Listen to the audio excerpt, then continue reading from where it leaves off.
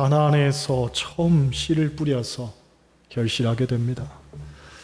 그런데 하나님은 바로 그 첫 열매를 하나님께 바치라는 거지요. 왜냐하면 결론부터 말해서 이것은 철저하게 하나님의 은혜로 된 것임을 알라는 이야기입니다. 그런데 여러분 생각해 보세요. 가나안에서 처음 거둔 곡식입니다. 그렇다면 그 곡식을 거두기 전에 그들의 형편이 어떠했겠습니까? 아마도 힘들고 어려웠을 겁니다.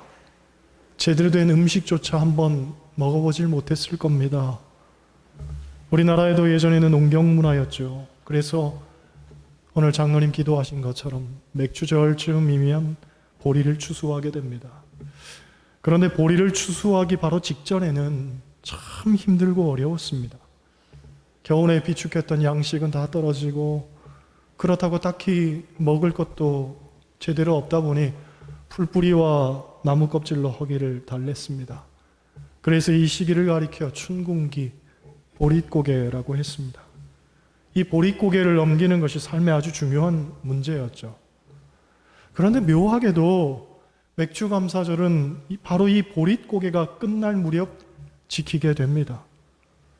먹고 사는 것이 힘들어서 배를 골다가 이제 겨우 보리를 약간 추수했는데 그걸 하나님께 드리게 되는 거죠. 물론 이를 통해 철저하게 하나님의 은혜를 기억하라는 뜻도 있지만 사실 맥주절의 본 뜻은 없는 중에도 감사하라 하는 이야기입니다. 따라 하시겠어요? 없는 중에도 감사하라. 네, 없는 중에도 감사하라. 어느 신학자의 책을 보니 그분은 감사를 세 가지로 나눕니다. 첫째, 물리적인 감사입니다. 이것은 당연한 감사, 조건적인 감사죠. 돈 잘 벌면, 사업 잘 되면, 건강하면, 자식이 잘 되면 감사하는 겁니다. 자기에게 이득이 되면 감사하는 자기중심적 감사죠. 이런 얘기가 있습니다.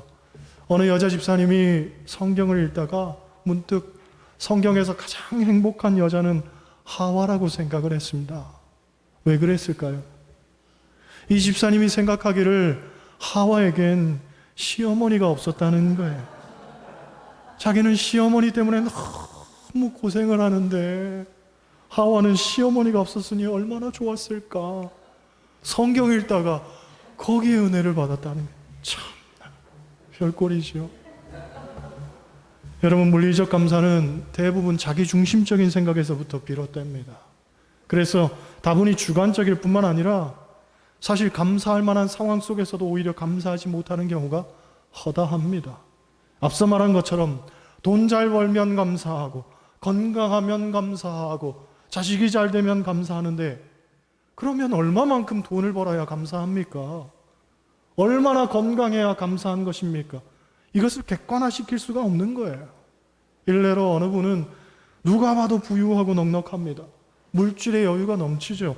누구에게나 부러움의 대상입니다. 그런데 정작 본인은 만족하지를 못합니다. 그래서 감사가 없죠. 때문에 물리적 감사는 생각만큼 감사로 잘 연결되지 않는 경우가 허다합니다. 둘째로 철학적 감사입니다. 생각을 해보니까 감사한 거예요. 찰리 브라운과 스누피라는 만화 가운데 이런 이야기가 있습니다. 추수감사절에 스누피라는 개가 개밥을 먹고 있었습니다. 그런데 주인은 칠면조 고기를 먹고 있는 거지요. 그러니 개가 신세 타령을 합니다. 나는 평생 동안 개밥만 먹고 사는데 주인은 저렇게 맛있는 칠면조를 먹고 사는구나. 그렇게 부러워하다가 문득 이런 생각이 들었습니다. 아니, 만약 내가 개가 아니고 칠면조라면 오늘 내 신세는 뭐란 말인가? 칠면조가 아니고 개가 된 것을 감사해야 되겠구나. 이게 철학적 감사입니다. 불평이 들다가도 다른 것과 비교를 해보고 생각을 해보니까 감사한 거죠. 제가 생각할 때에는 거기다가 하나 더 감사해야 되지 않을까. 한국계가 아니고 미국계로 태어난 걸 감사해야 됩니다. 한국계였으면 복날에 된장 말랐을지도 몰라요. 그렇죠? 한국 사람들이 보양식을 얼마나 좋아하는지 신문에 그런 기사가 났습니다. 구렁이가 요즘 보기 힘들어졌잖아요. 그죠? 멸종 위기종입니다. 그래서 구렁이를 연구하는 학자들이 구렁이의 생태에 대해서 파악하려고 이 구렁이에게 위치 추적기를 달아놨다고 합니다. 그런데 하루는 구렁이의 위치 추적기가 전혀 생소한 곳을 가리키더라는 거예요. 평소 구렁이가 움직이는 지역이 아닌 다른 곳을 가리키는 거죠.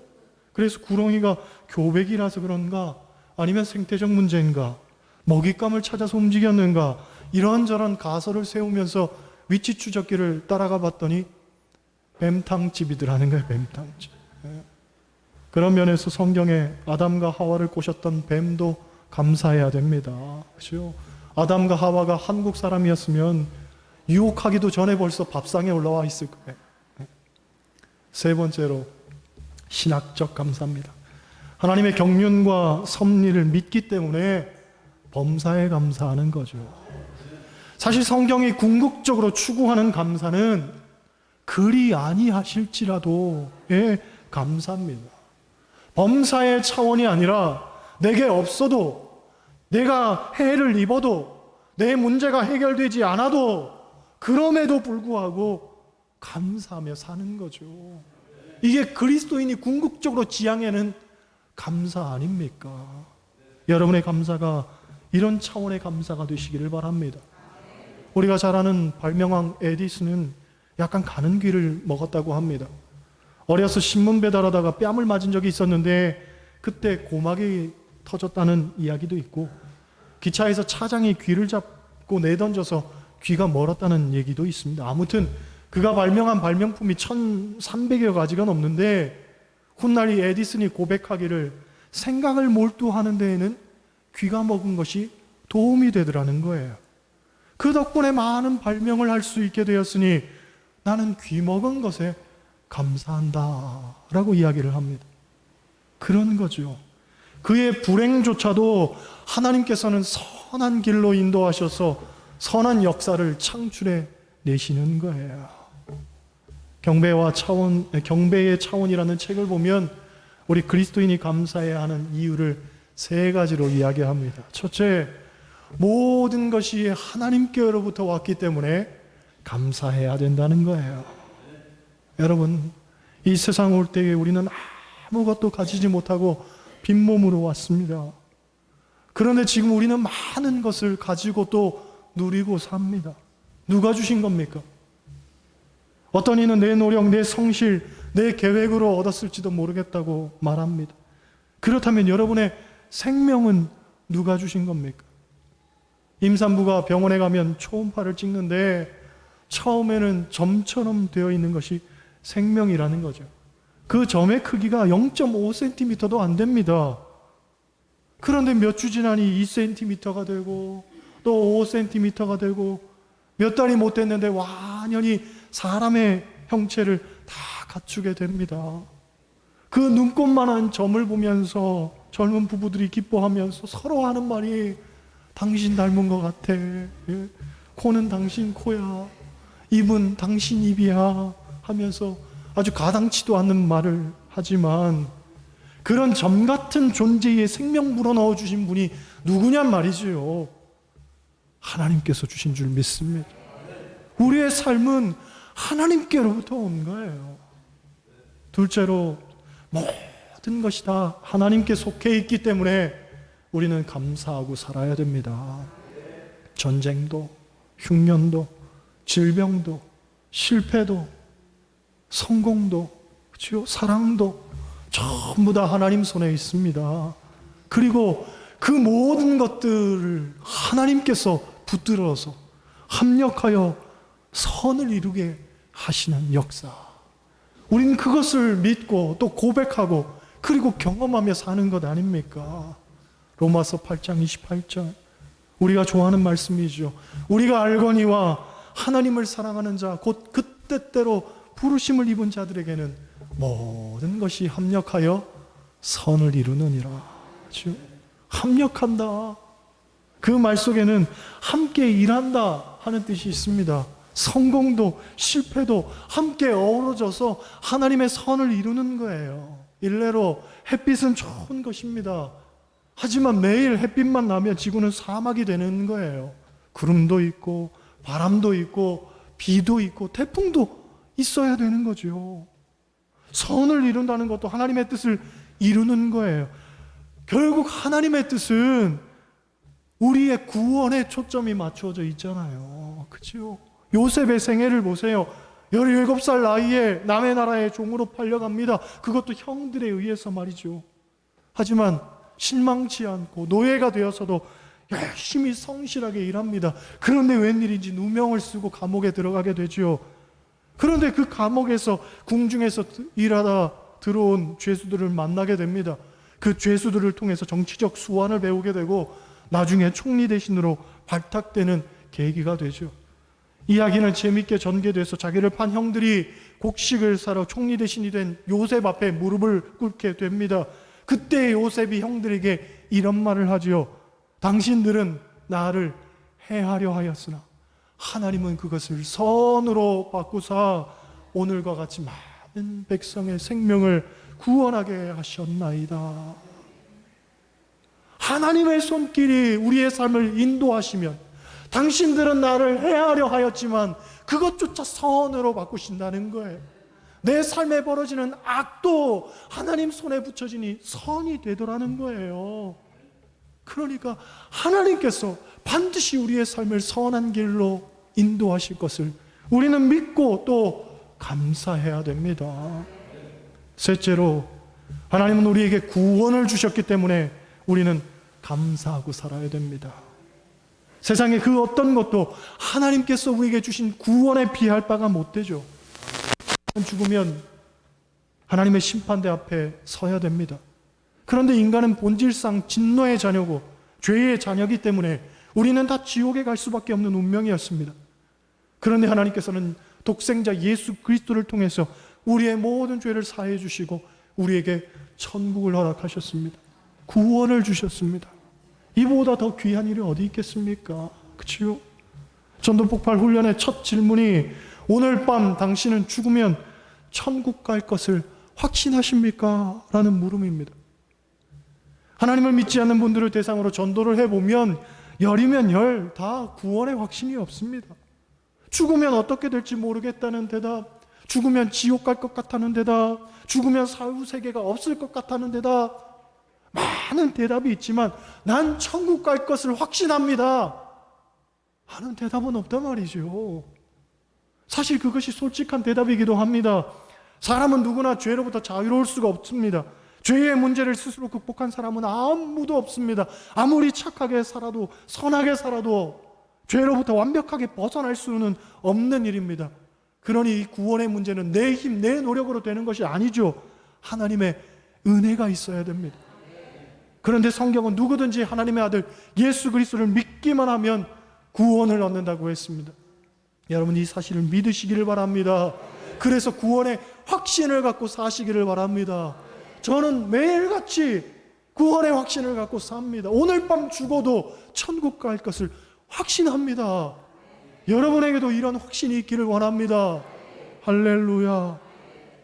그러므로 나에게 구원을 확신을 주신 그 하나님의 은혜를 우리는 감사하고 살아야 되는 겁니다. 성경을 보면 감사할 줄 아는 사람은 두 가지 능력을 얻는다고 말합니다. 먼저 감사하는 순간 두려운 마음이 사라집니다. 어떤 상황 속에서도 걱정이 되거나 염려가 되지 않습니다. 평강이 생깁니다. 화평이 생깁니다. 도대체 그런 결과가 어떻게 생기느냐? 민수기 14장 28절을 보면 이런 말씀이 있습니다. 그들에게 이르기를 여호와의 말씀에 내 삶을 두고 맹세하노라. 너희 말이 내 귀에 들린 대로 내가 너희에게 행하리니. 할렐루야. 너희 말이 내 귀에 들린 대로 하나님이 행하시겠다는 거예요. 이 말에 비추어 보면 우리가 말한 대로 하나님이 행하시고 갚으시겠다는 거죠. 감사하면 감사로 갚으시고 불평하면 불평으로 갚으시는 겁니다. 가나안의 정탐꾼들을 보세요. 부정적이었던 10명의 정탐꾼들은 그 땅은 우리를 삼키는 땅이요, 그 땅의 거민들은 엄청나서 우리는 스스로 보기에도 메뚜기와 같아 절대로 그들을 이기지 못한다, 그렇게 말했습니다. 그렇게 부르짖는 소리를 하나님이 들으신 거죠. 그래서 그들이 말한 대로 결국 가나안 땅에 들어가지 못하고 광야에서 방황하다가 인생을 비참하게 마감하게 됩니다. 반면 갈렙과 여호수아를 보세요. 그 땅은 젖과 꿀이 흐르는 땅이고 하나님이 약속하신 땅이고 하나님이 우리와 함께 하시면 우리는 그 땅을 차지할 수 있다. 그들은 우리의 밥이다. 그럽니다. 그랬더니 하나님이 역시 들으시고 하나님께서 그들의 손에 적들을 붙여주시는 거죠. 여러분, 우리의 말을 하나님이 분명히 들으십니다. 그리고 들으실 뿐 아니라 들리는 대로 갚아주십니다. 그러니 어떤 경우에도 감사하고 찬양하고 하나님께 영광 돌리시기를 바랍니다. 하나님께서 진정한 기쁨과 평안과 안식을 우리에게 주실 것입니다. 또 감사하는 사람에게 주어지는 능력 다른 하나는 우리가 감사하는 순간 더욱 감사할 일이 생겨납니다. 10명의 문둥병자 가운데 예수님께 돌아와서 감사했던 한 사람에게는 구원의 선물을 더 주셨던 것 우리가 잘 알고 있습니다. 곧 감사는 또 다른 감사를 불러일으킵니다. 감사할 줄 아는 사람에게 감사할 일이 넘쳐나게 됩니다. 기독교 세계에 실린 글입니다. 어느 학교에 교목이 있었는데 학교에서 가끔 고마움을 표현하는 학생들이 있다는 거죠. 목사님, 지난번 채플에서 들려준 말씀이 제게 큰 도움 됐습니다. 감사합니다. 그런데 그 이야기를 들을 때마다 자기도 모르게 이런 질문을 하게 되더라는 거예요. 고마워. 학생 고마워. 그런데 자네는 몇 학년 몇 반이지? 묻게 되더라는 거예요. 학생은 감사의 말을 건넸을 뿐인데 그 말을 듣는 목사님은 그 학생이 몇 학년 몇 반인지 알고 싶어지더라는 거예요. 그 일이 반복되면서 목사님 스스로가 깨달아지는 것이 그렇구나. 감사는 감사하는 사람을 두드러지게 만드는구나. 이런 생각이 들더라는 거예요. 감사합니다. 고맙습니다. 이 말이 아무것도 아닌 것 같은데 아니더라는 거예요. 그 작은 차이 하나가 사람을 돋보이게 만들고 두드러지게 만들더라는 거예요. 마찬가지로 우리가 하나님 앞에 돋보이고 두드러지고 싶다면 먼저 감사하는 이가 되시기를 바랍니다. 감사는 그 어떤 헌신보다도 더 주목을 받게 되는 일입니다. 주석을 보니까 이런 이야기가 나옵니다. 영어로 생각하다는 think고 감사하다는 thank입니다. 비슷하지요? 어원이 같다고 합니다. 그러니까 감사란 뭐냐면 생각의 차이라는 거예요. 생각의 차이.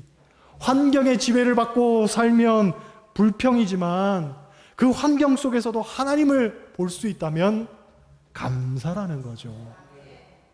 어떤 목사님의 고백입니다. 이분이 감리사로 있을 때 그 지방의 목사님 한 분이 개척교회를 했습니다. 그런데 개척교회를 얼마나 재미있게 했는지 교인들하고 서로 교제하고 식사하고 운동하고 아주 살갑게 지내다 보니까 나중에는 교회 안에서 계도하게 되었습니다. 계도하게 됐어요. 그런데 어느 날 계주였던 권사님이 돈을 들고 도망을 가버렸습니다. 교회 난리가 난 거죠.